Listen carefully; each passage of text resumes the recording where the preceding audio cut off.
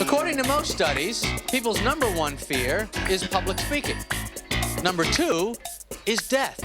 Now this means to the average person, if you have to go to a funeral, you're better off in the casket than doing the eulogy.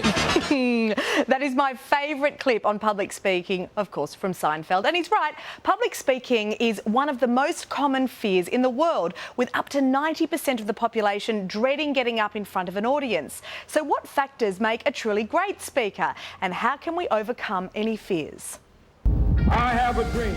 All attempts to destroy democracy. We are ready to lead once more. As one of the first public figures to harness the power of YouTube, Barack Obama's captivating speeches had been made more accessible than any US president before him, cementing his place as one of the greatest speakers of our generation. My fellow Americans, we are made for this moment, and we will seize it so long as we seize it together.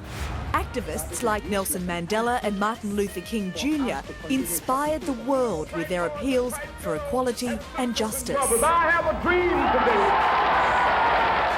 today. Julia Gillard's misogyny speech has notched up over 2.5 million views online, and now ranks among one of the most famous political speeches in history. This week's Spotlight, we're joined by corporate speaker and author of How to Get Out of the Rut Race, Phil Schibeci, and psychologist and communication expert Claire Mann. Terrific to talk to you both.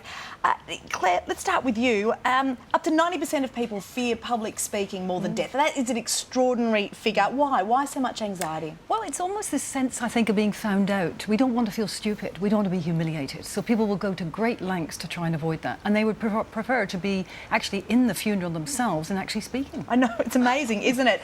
Phil, you yourself used to get nervous before public speaking, and now you hold workshops on it. That's quite a turnaround. What qualities have you developed in yourself to make you, to make you a truly great speaker? Yeah, great question, Monique. Well, the truth about it is I still get nerves, and everyone does. And you actually need to get nervous before a presentation because you need that energy. The difference is not focusing on the nerves or the fear, is focusing on what your message is. And that's what I do, and that's what I teach people. Like those clips you just showed, those people were focusing on what the message was that they wanted to deliver to their audience.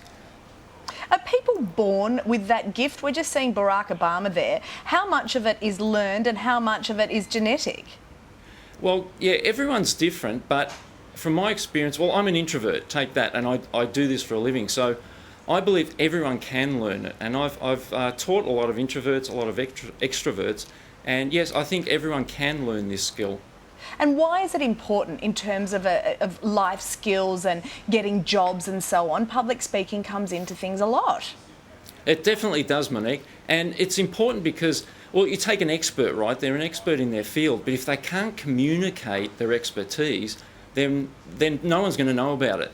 So that's what makes it important, and that goes across into interviews, job promotions, even asking someone out on a date. If you can put your fear aside and just do it. So yeah, across all areas of life. Well, you've got some tips as well to help people at public speaking. What are they? Yeah, great. The first one is be passionate about your topic, whatever it is you're talking about, whether it's a wedding speech, a corporate presentation. Find some interest, something that you're interested in that topic so that you own it and you're passionate about it. Second tip is be clear what your message is. What is it you want to leave the audience with? What is it you want to get across to the audience? And focus on that. That'll help a long way with overcoming the fear. Then we get into the structure. The important thing is to know how you're going to start. Memorize the first few words of your presentation. I like to start with a question. Like ask the audience, if it's on public speaking, how many of you have ever been uncomfortable in front of an audience? And get the audience engaged. That takes the heat off me, the presenter. The next thing is just 3 simple bullet points. Don't write the whole speech out. Don't try to memorize the whole speech. Just have 3 simple bullet points that you want to cover, and then know how you're going to finish. Know what words you're going to use at the very end so you can finish on a high and make it a really punchy conclusion. Boom, clunk. That is finishing on a high. Thank you very much, Phil and Claire. Terrific to speak to you both, and best of luck to anyone that's got to do some public speaking anytime soon. Thank you.